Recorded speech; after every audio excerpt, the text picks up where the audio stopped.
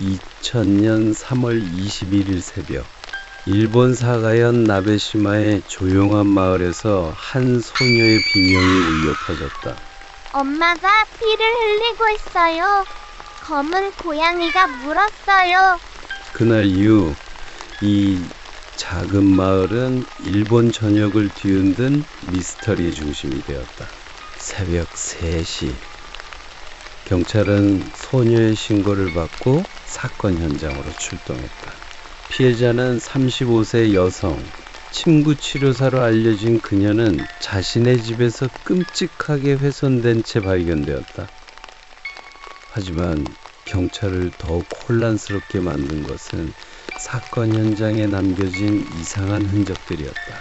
피해자의 주변에는 검은 털과 정체를 알 수 없는 작은 발자국이 남아 있었다.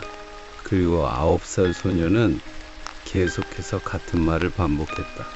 검은 고양이가 엄마를 물었어요. 마을 주민들은 이 사건을 단순한 살인사건이 아니라 전설 속 고양이 요괴의 소행이라고 믿기 시작했다. 우리 마을엔 오래된 전설이 있어요. 검은 고양이는 불길한 존재라고요. 그 고양이가 사람의 목숨을 앗아간다는 이야기를 들은 적이 있죠. 하지만 경찰은 전설에 의존할 수 없었다. 그들은 피해자의 주변 관계를 조사하며 사건의 실마리를 찾으려 했다. 그리고 곧 피해자가 최근 고액의 생명보험에 가입한 사실이 밝혀졌다.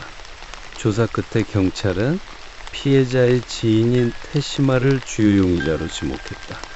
그는 피해자와 보험 관련 사기를 공모한 혐의를 받고 있었다. 테시마는 결국 경찰에 체포되었고 사건의 진실이 조금씩 드러나기 시작했다. 나는 그녀를 죽일 생각이 없었어요. 하지만 상황이 이렇게 될 줄은 몰랐습니다. 보험금이 필요했을 뿐이에요. 법정에서 테시마는 범행을 인정하며 피해자를 살해한 동기와 수법을 상세히 진술했다. 그는 보험금 700만 엔을 노리고 계획적으로 범행을 저질렀던 것이었다. 현장을 조작해야 했어요. 검은 고양이가 사람들을 혼란스럽게 할 거라고 생각했죠. 법원은 테시마에게 18년형을 선고했다.